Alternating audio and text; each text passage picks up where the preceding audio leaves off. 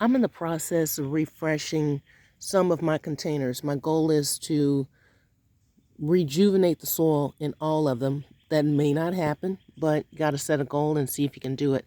But what I'm inspecting here is the soil from one of my annual plants from last year. The plant did very well, but like I said, it was an annual, and once it died back, um, that left an opportunity to plant something else in that container. So what I'm checking for is to see if there's any pest. I only found 2 worms, so that was a bit disappointing.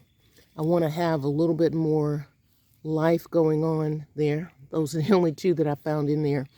Let me show you something that you don't want to find, and this is a grub. Now this grub was not in that container. It was beneath, and I'll dump it out so you can see it. It was actually beneath another container, and it will feed on the roots of your plants. So if you see this is not a friend to your garden and you want to dispatch it.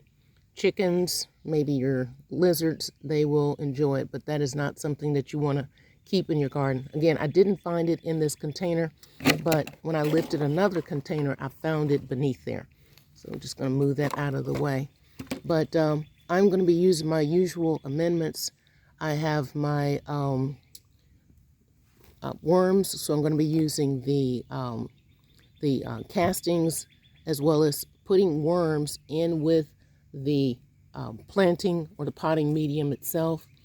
There's also the fish emulsion, the Epsom salt, and I also like to use a bit of, again, food to keep the worms interested and in place.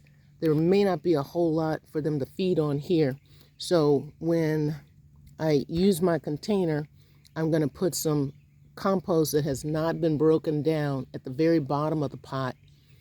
That's not going to come in contact with the plant itself because you'll have an issue with it robbing nitrogen.